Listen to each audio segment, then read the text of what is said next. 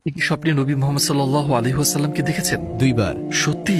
আলহামদুলিল্লাহ। এবং আমার স্বপ্নে আমি বালির উপর হাঁটছিলাম একটা বাতাসের বয়ে চলা পথে, যেখানে আমার উপর শুধু পাথর ছিল। আমি আমার হাঁটুর নিচে তাকালাম এবং একটা পদচিহ্ন দেখলাম। কত আশ্চর্যজনক যে পাথরের মধ্যে একটা পদচিহ্ন আছে। এবং আমি স্বপ্নের মধ্যে জোরে জোরে বললাম, এটা এখানে কেন? কার পদচিহ্ন এটি? এবং আমি পেছন থেকে একটা কণ্ঠ শুনলাম, এটা তোমার পিতা ইব্রাহিমের পদচিহ্ন।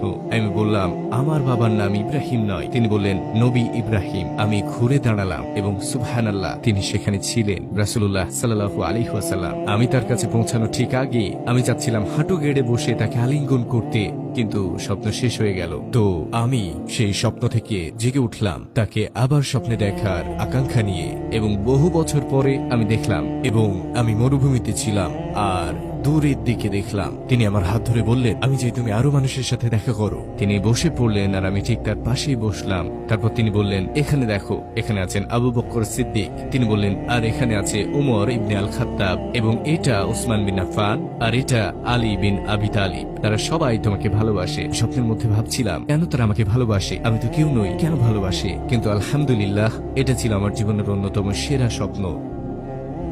আমি আপনাকে ভালোবাসি হে রাসূলুল্লাহ, আমি আপনাকে ভালোবাসি। ভাই আলী, আপনাকে ধন্যবাদ আপনার গল্প শেয়ার করার জন্য। আমরা অনেক কিছু শিখেছি এবং আপনার দ্বারা সত্যি অনুপ্রাণিত হয়েছি। জাযাকাল্লাহ। আল্লাহ আপনাকে পুরস্কৃত করুন সকল দিনই প্রচেষ্টার জন্য। ওয়া ইয়াক আমিন। আমন্ত্রণের জন্য ধন্যবাদ।